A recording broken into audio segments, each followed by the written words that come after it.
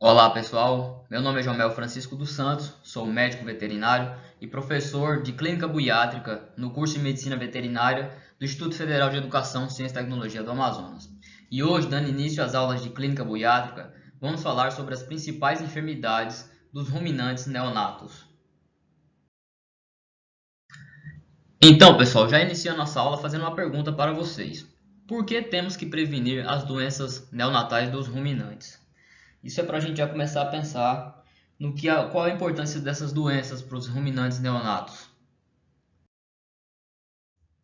Então, aqui eu trago um dado recente sobre a pecuária da bovinocultura. No Brasil, atualmente, nós temos em média 213,5 milhões de cabeças de gado, tá? Isso aqui é só relacionado à bovinocultura, tanto bovinocultura de leite quanto de corte. Mas além dos bovinos, nós temos no nosso país criação de bubalinos, de ovinos e caprinos, distribuídos em todo o território nacional.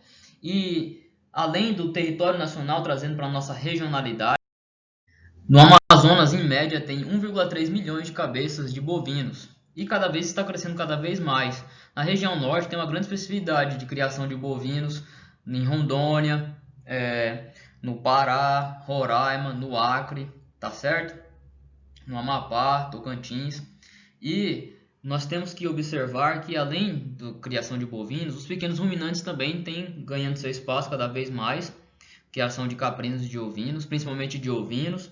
E bubalinocultura na região amazônica, ela é bem forte, principalmente na região do Pará. Então os ruminantes eles têm uma grande participação na produção agropecuária do Brasil.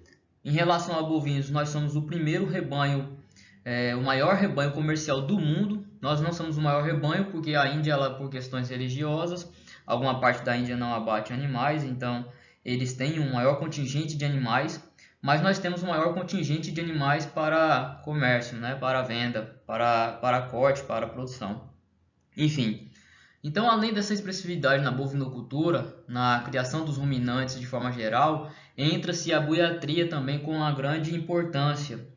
E quando a gente fala dessa questão desse quantitativo de animais, estima-se que um quarto desses animais adultos, né, um quarto são filhotes, são animais jovens, são os bezerros, são os cabritos, são os bezerros bubalinos, são os borregos, tá certo? Então é muito animal que a gente precisa cuidar, né? E por que a gente precisa cuidar mais? Primeiramente, temos que lembrar da questão do bem-estar. Se esses animais não forem bem cuidados, o seu bem-estar vai estar comprometido. Se o animal não tiver em bem-estar, ele não vai ter saúde, ele não vai conseguir se desenvolver corretamente. E lembra que os animais jovens na nossa propriedade são o futuro da criação. Então, dependem a continuação desse nosso contingente, dessa nossa potência agropecuária e também da manutenção de pequenos, médios e grandes produtores, enfim, depende desses animais mais jovens. Então precisamos cuidar muito bem deles, tá certo? Além da questão do bem-estar e da saúde dos animais, e prejuízos ao bem-estar e à saúde deles, os prejuízos econômicos são grandes quando esses animais ficam doentes ou em algum momento podem vir a óbito. Por isso que é essencial que a gente saiba prevenir. A nossa aula é sobre clínica buiátrica, né? Nós vamos aprender a clínica, que é examinar, diagnosticar, tratar esses animais, mas também vamos aprender como prevenir essas doenças, tá ok? Então, a importância dessas doenças neonatais, né? A literatura já descreve que 75% das mortes até um ano de idade ocorrem no período neonatal, tá certo? E mais da metade das mortes ocorre no primeiro ou no segundo dia de vida. Então isso aqui a gente vai trazer, esse período ele é muito importante, porque olha, a grande parte das mortes dos animais vão ocorrer nesse tempo, e é uma fase muito crítica, principalmente os primeiros dias de vida, né? Então assim, primeiro também lembrar qual é o período neonatal. O período neonatal compreende do nascimento até os 28 dias de idade, tá bom? Então assim, para que tenha sucesso na produção, seja de grandes ou pequenos ruminantes, é importante que a gente obtenha baixas taxas de morbidade e mortalidade nessa fase da criação. Ainda mais porque isso vai influenciar demais, diretamente, no desenvolvimento, na produtividade posterior desses animais, tá certo? Então os primeiros dias de vida são muito críticos. devido a todo o processo que ocorre, né? Devido a gente vai ver aqui mais a fundo, mais fatores extrínsecos e intrínsecos ao animal, tá certo? Então é essencial que esses animais eles tenham cuidados para que eles tenham imunidade, não fiquem desnutridos, nem ao menos tenham infecções e possam passar por essa fase crítica da melhor forma possível. Ainda é importante salientarmos que a mortalidade perinatal, ou seja, no período ali pós-natal, imediato, né, nesses primeiros dias, nessa fase mais crítica, geralmente está relacionada a distúrbios não infecciosos, como anormalidades cardiovasculares, pulmonares, termorreguladoras, hipoglicemia e alterações também decorrentes de partos distóxicos, enfim, coisas que não estão relacionadas com processos infecciosos, mas não deixa de ocorrer também esses processos. E por processos, né, distúrbios infecciosos, os de maior importância que ocorrem são as infecções do cordão umbilical, e elas podem já, só por elas mesmas, já levar o animal a óbito, bem como também evoluir para uma septicemia neonatal e outras complicações. Então, esses são os principais distúrbios infecciosos que ocorrem e podem levar esses animais a óbito. Como a gente está falando aqui das principais enfermidades dos ruminantes neonatos, aqui eu elenco para vocês as de maior ocorrência na prática, a campo, né? E o que a gente observa também, até nos atendimentos em hospitais veterinários, são as onfalopatias, as poliartrites, que advêm também das onfalopatias, né? As malformações que ocorrem devido a não planejamento e cruzamentos errôneos, grau de consanguinidade ou ingestão de plantas teratogênicas. A tristeza parasitária bovina, que também é uma doença que acomete todo o nosso país, em algumas áreas mais, outras menos, mas ela causa grande impacto tanto na morbidade, na apresentação de clínica, quanto também na mortalidade desses bezerros, tá? As pneumonias também são doenças que causam grandes prejuízos à saúde e prejuízos econômicos na criação de ruminantes. E principalmente, o grupo de doenças que mais atinge, que mais causa morbidade e mortalidade em ruminantes neonatos são as diarreias, bem como as diarreias bacterianas, virais e parasitárias. Então, todas essas enfermidades aqui, elas vão causar clínica, vão trazer grandes prejuízos à saúde e prejuízos econômicos. Mas aqui nós vamos observar que com medidas fáceis de controle, né, nós vamos aprender a diagnosticar e tratar essas enfermidades. Mas como medidas fáceis de controle e prevenção, basicamente a gente consegue eliminar essas, ou pelo menos minimizar muito essas enfermidades. Então é muito importante que a gente aprenda a fazer clínica, mas a gente tem que lembrar que na produção de grandes animais, a clínica ela tem que ser um pouco pontual, né? A gente tem que fazer clínica de um animal, mas que ele já sirva de ponto de estudo para outros animais, para prevenir os outros animais. E prevenir sempre é melhor do que remediar, é mais barato e também fere menos os animais, pensando no seu bem-estar. E aí mais uma pergunta, pessoal. Quando iniciar os cuidados? Para prevenirmos as enfermidades dos ruminantes neonatos, devemos iniciar os cuidados quando? Só quando eles nascem? Quem pensou aí não, acertou, né? Não, os cuidados eles começam antes do animal nascer, né? Tá vendo aqui? Isso aqui é uma vaquinha na mão do produtor, na nossa mão do médico veterinário, né? Nós temos que carregá-la ela na mão, nos braços. Nós temos que cuidar dessa vaca. E quando a gente cuida dessa vaca? Quando ela emprenha, antes mesmo dela emprenhar, tá certo? A gente tem que cuidar no planejamento do manejo do rebanho de forma geral, mas principalmente dessas futuras fêmeas gestantes e mães. Nós temos que cuidar do seu manejo sanitário, nutricional, manejo de rebanho, tá certo? Cuidar do seu comportamento, das instalações, de tudo. E aí a gente chama todo esse cuidado, quando ela já está gestante, de programação fetal. E esse termo advém da medicina humana, quando estudos feitos com mulheres grávidas, na época da Segunda Guerra Mundial, que passavam fome, observaram que os filhos dessas mulheres eles nasciam com altas incidências de doenças respiratórias, problemas cardiovasculares, diabetes, enfim, ao decorrer da vida, esses filhos eles tinham problemas. E aí eles associaram, fizeram um estudo e viram que isso era devido ao estresse, ao sofrimento que a mãe passou durante, né, essa privação de alimento. E isso ocorre muito também na medicina veterinária, na produção animal. Então a gente traz também esse tema para programação fetal aqui não só para a pecuária leiteira, de corte, para toda a classe, para todas as categorias de ruminantes que a gente vai trabalhar, para todas as espécies, na verdade. Então é muito importante porque quando eu programo como é que vai ser essa gestação, quando eu faço a programação fetal, eu minimizo que essa vaca sofra, que ela entre em estresse metabólico materno. Grava isso, estresse metabólico materno. Eu minimizando esse estresse metabólico materno, a vaca ela vai passar pela gestação mais facilmente, de uma forma mais sadia, mais tranquila, vai passar bem e consequentemente a sua prole vai nascer bem, entendeu? Então é muito importante a gente observar todos os eventos que ocorrem durante a gestação. Lembra, né? Um exemplo aqui, a vaca ela tem em média 9 meses um pouquinho mais de 9 meses de gestação, né? Nessa primeira metade da gestação está tendo o crescimento, desenvolvimento, vascularização da placenta, juntamente com o desenvolvimento dos órgãos do feto. Já no finalzinho da gestação, no terceiro trimestre, é quando tem o maior crescimento do feto, que a gente chama de crescimento exponencial. E aí o feto está crescendo muito e a vaca, como está também diminuindo o espaço dentro da cavidade abdominal, ela está tendo alterações hormonais, alterações metabólicas. Se ela estiver sofrendo estresse, que ela já vai sofrer naturalmente por causa disso, ela ainda vai diminuir a ingestão de alimento e tudo isso vai fazer com que ela entre no balanço energético negativo, que vai causar mais prejuízo para ela, vai ter uma gestação deficiente e com isso o animal também, o feto, ao nascimento vai estar também deficiente, né?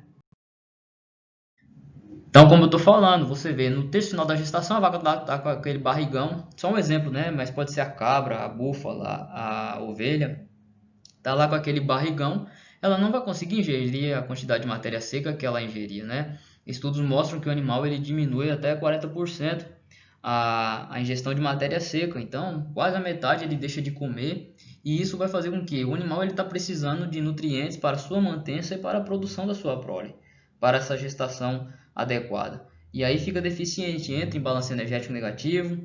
Em grandes animais pode ocorrer caso de cetose, em pequenos ruminantes pode ocorrer toxemia da prenhez, tá certo? E aí isso é o estresse metabólico materno. O animal não está conseguindo compensar via nutricional corretamente o que ele está precisando, né? Ele está gastando mais do que ele necessitava. Com isso ele vai sofrer bastante e a sua gestação, né? A sua prole também vai sofrer.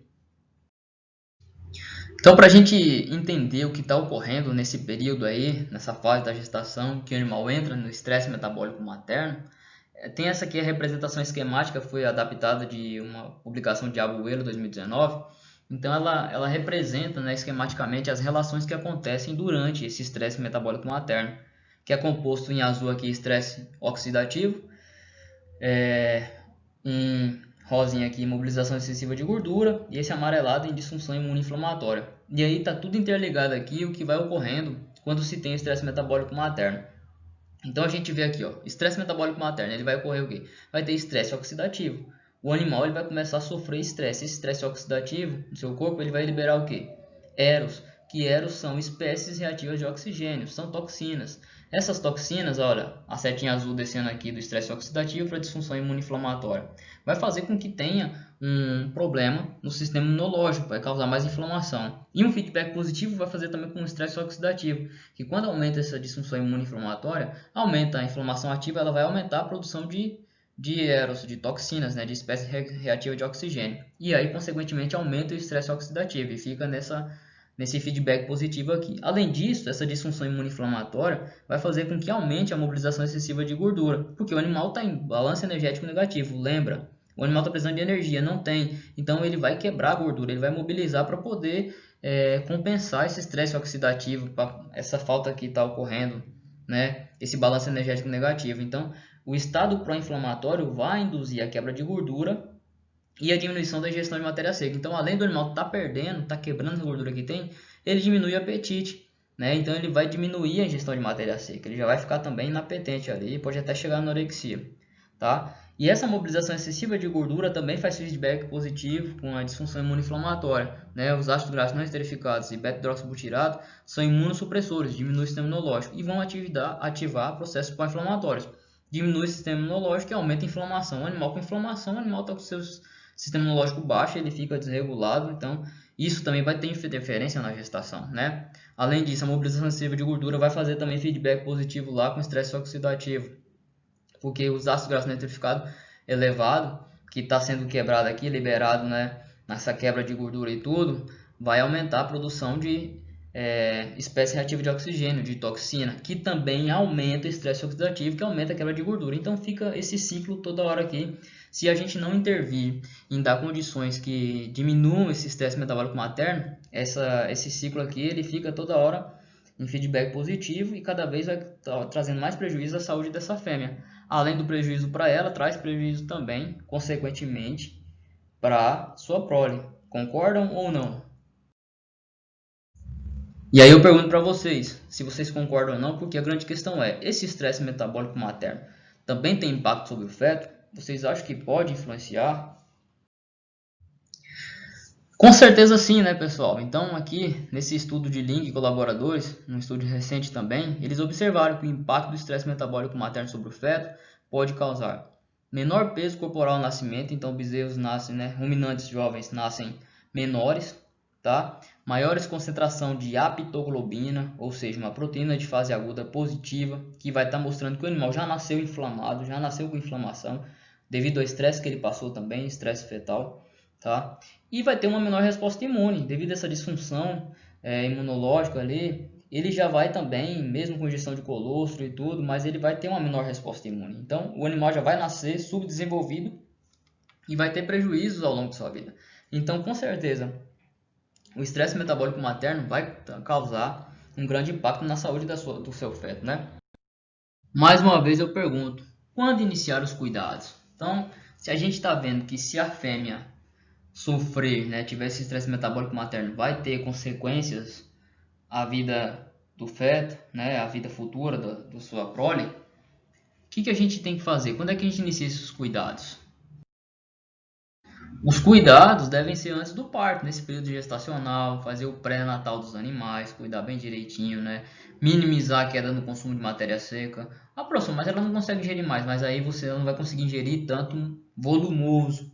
Mas aí você pode melhorar a quantidade de concentrado, um concentrado de qualidade que tenha a concentração de energia e de proteína, de nutrientes que ela necessita para sua mantença e para o desenvolvimento fetal da sua gestação corretamente, tá certo? Então manter a nutrição adequada para os animais o tempo todo da gestação. E aí no nosso país, em muitas épocas do ano, época de seca, tem a privação de alimento e tudo, e a gente tem que cuidar desses animais gestantes, porque lembra, eles vão, se eles sofrerem, vai sofrer também suas crias e a cria futuro da criação, né? Manter a mineralização adequada, água de qualidade, tá? Água de qualidade, água limpa, água boa, água sempre disponível para os animais e disponível em quantidade. A gente não pode deixar nenhum animal sem ingerir a quantidade necessária de água, tá certo, pessoal? E ainda mais num animal que está gerando outro, então precisa de muita água e de muita qualidade, tá certo? Além disso, como eu falei, esse cuidado pré-natal, esse cuidado gestacional, manter a sanidade dessa vaca gestante, sempre fazer exames gerais, fazer exames preventivos, tá? Cuidar na questão da desverminação, da vacinação, seguir os protocolos do rebanho, já pensando também na saúde futura dessas proles, né? Então fazer a vacinação contra as doenças reprodutivas, vacinação contra as diarreias, tá certo? Enfim, essas vacinações já vão ajudar com que esses animais produzam anticorpos e depois passem essa imunidade já para seus filhos, seus filhotes, né? Na verdade. Então, manter a sanidade do local, do ambiente e sanidade dos animais, principalmente. Sempre estar avaliando o animal de forma geral e também de forma mais específica, como ali na foto eu estou examinando a glândula mamária do animal, né? Falando em glândula mamária, cuidar desse aparelho mamário, né? Observar se não tem nenhum caso de mastite subclínica, clínica, tratar, né? Uma questão também que já ajuda a tratar as mastites subclínicas, fazer a secagem da vaca antes do parto. 60 dias antes do parto você já tira da lactação, coloca ela para o piquete de maternidade, você faz a secagem dela, você aplica bisnagas intramamárias ali já de preventivo, né? Para não ter mastite, não ter nada, para ela secar direitinho e também já curar possíveis mastites subclínicas. Então tudo isso vai melhorar, ainda mais quando você tira, você vai dar um descanso para esse parênquima mamário, você vai fazer com que esse animal ele consiga produzir com qualidade um colostro, porque o colostro vai ser uma das partes essenciais para a vida desse ruminante futuramente, né? Ainda tenho que lembrar do ambiente. Então, o ambiente, uma das coisas que mais influenciam nos ruminantes no nosso país é o calor, né? Então, o ambiente tem que ser com conforto térmico. Os animais não podem ficar no sol excessivamente. Estudos mostram que vaca que sofre muito estresse térmico, ela além de diminuir a ingestão de matéria seca, né, de comer direito, que também vai aumentar o balanço energético negativo e estresse metabólico materno, vai diminuir a produção de leite, consequentemente a produção de colostro, e ela pode até ter aborto devido ao calor. Ela pode, né, além desse estresse todo que ela está sofrendo, e se ela estiver naquele período ali para emprenhar e tudo, ela também pode ter um aumento desse tempo de serviço ali, ela pode ter uma dificuldade a mais de emprenhar. Então, nunca deixar o animal com conforto térmico. Eu trouxe essas informações não é né, só para lembrar o quanto o conforto térmico ele vai influenciar na saúde dos animais. E nesse ponto aqui é muito importante, pode até levar a aborto, tá certo? Conforto social também é você agrupar os animais em grupos que eles se sintam bem, né? Então, vacas com vacas, novilhas com novilhas, tá certo? Isso ainda, além desse conforto social delas se sentirem bem, nenhuma bater em ninguém, não ter aquela questão de dominância, são grupos homogêneos, grupos que se conhecem, se mantêm bem, elas vão ficar bem, tá? Isso vai diminuir muito o estresse, então isso já vai ajudar, e também a questão imunológica, né? Porque as vacas elas têm uma imunidade já maior, mais experiente, né? Imunidade, uma memória imunológica maior, então você pode até transferir ela com um tempo menor para o piquete de maternidade, com 30 dias. Agora no caso das novilhas, como elas são mais jovens e tudo, elas ainda não têm essa memória imunológica tão efetiva, você pode transferir ela em média de 45 dias, tá? Mas tudo isso aqui é muito importante ser observado e fazer, porque todos esses cuidados vão fazer uma grande diferença na saúde durante essa gestação, tá? E a saúde da vaca é a saúde do bezerro, consequentemente. E não só do bezerro, do cabrito, do borrego e do bezerro bubalino também. Então, falando de piquete de maternidade, deve ser um ambiente tranquilo, limpo, seco, bem drenado, tá bom? De fácil localização, ou seja, deve ser perto da casa do tratador, de boa observação, perto do curral ali, um local sem muito barulho, sem outros animais perto para não estressar os animais, pequeno para os animais não ficarem andando muito longe nem nada, que tenham um bom acesso à água, a custo de alimentação, de mineralização, uma boa cobertura vegetal, porque a maioria das vezes as vacas, né, ruminantes podem parir em pé, e aí esses animais quando caem ao solo podem se machucar, além de cair em local que não seja bem drenado, cair em lama ou pedra e tudo, se machucar, então isso é complicado. Então você tem que cuidar, esse piquete de maternidade tem que ser um local ideal para que ela possa parir tranquilamente ali, né? Então, não só para vacas, né? As ovelhas, cabras, tudo, a gente tem que cuidar muito desses animais.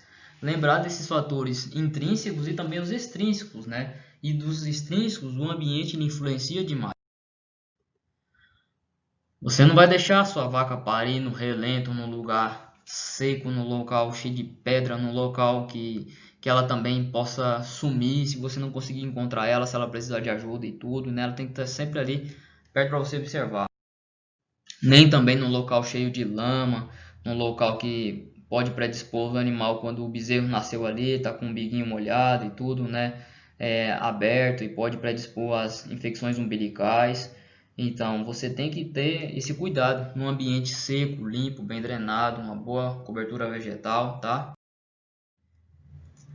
E esse local perto, como a gente falou, que ele seja de fácil observação, porque quando chegar a hora do parto, né, você vai observar se o animal está tendo dificuldade ou não, se ele está passando um tempo maior, né, no caso de grandes ruminantes, ele está passando mais de 8, 10 horas ali, você vai ter que já começar a pensar em manipular, em ajudar ela, né? E quem é que vai fazer essa manipulação?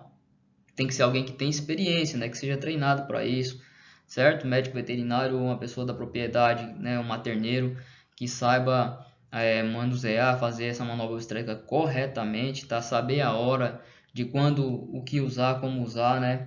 Não é questão de força nem nada, é jeito, é saber se está na posição correta, e quem sabe principalmente isso são os médicos veterinários, são as pessoas mais experientes dentro da fazenda, treinado pelo médico veterinário para isso, né? Então, quando o bezerro nasce também, né, já nasceu, fazer a limpeza das vias aéreas, tirar membranas fetais, limpeza de muco dos nariz, observar, né? A gente deixa a natureza fazer a parte dela, mas a gente tem que estar observando se a gente tem que intervir ou não para ajudar essa vida a correr normalmente, tá certo? E aí, como só reforçando mais na parte da manipulação, é importante, né, que uma pessoa capacitada esteja perto, esteja sempre observando, porque se precisar, como no caso desse aqui, o animal aí, o bezerro praticamente está num estresse para morrer, se não já morreu, né? Então tem que avaliar a situação, tanto a viabilidade da vida do feto, quanto também a viabilidade da vida da mãe, para não correr o risco também de perder os dois, ou perder um, enfim. A gente não quer perder nada, então a gente tem que estar sempre observando para ser o melhor momento possível, esse momento do parto, né? E aí na manipulação, observar corretamente. Então esse aqui é meu amigo Dr. Alonso, médico veterinário, fazendo aqui a palpação retal, observando, né, como é que tá o feto ali e tudo, né? E aí nos casos já de parto a gente pode fazer a palpação vaginal com todo cuidado, já porque também às vezes a gente vai precisar fazer a manobra obstétrica. E se o animal tiver passagem, se ele tiver na estática fetal correta, a gente consegue fazer esse tracionamento, tá bom? Se não, se o profissional vê ali que habilitado, né, capacitado para isso, vê que não tem passagem, né, por alguma distocia materna ou distocia fetal, então vai ser indicado cesariana. E quem vai fazer cesariana vai ser um médico veterinário capacitado para isso. Então é muito importante que se tenha essa mão de obra especializada e observando sempre esses animais, se não vai ter problema ou não, tá certo? E aí o bezerro ou o cabrito ou o borrego nasceu, né, o bezerro bubalino também, acabou os cuidados, agora é só deixar ele viver. Agora começam os cuidados pós-natais, né? Então, todos esses cuidados que a gente já viu aqui, os cuidados perinatal, né? Os cuidados da programação fetal, os cuidados gestacionais. Agora começando os cuidados neonatais. E aí os cuidados neonatais, né? Os primeiros cuidados com os bezerros e com os ruminantes neonatos de forma geral, nós vamos ver na próxima aula. Para essa aula eu usei essa literatura, também alguns outros artigos que eu vou passar para vocês e encontro vocês para continuarmos. Até a próxima aula, pessoal!